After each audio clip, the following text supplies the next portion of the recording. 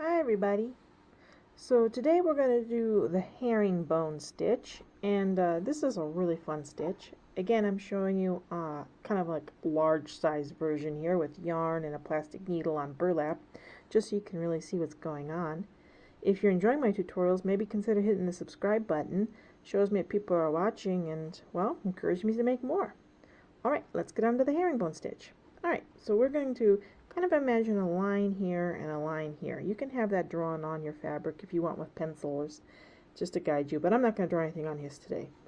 Alright, so we're going to just come up one, and then we're going to come down about a little more than a 45-degree angle, okay? And then we're going to take a little back stitch when we come down, and we're going to pull that through. Now we're going to come back up at a little more of a 45-degree angle, and we're going to be at the same line where we just came in with our other one, and we're going to come in and we're also going to do just a little back stitch on that side. And then we're going to go ahead and come back down at a 45-degree angle. Pull that there, okay. We're going to line it up with our bottom stitch, and again we're going to do that little back stitch here. And what that back stitch is doing is it's making that nice little area where the threads are going to crisscross over each other. And we'll do another one here. Make it a little bit wider over here. And back through.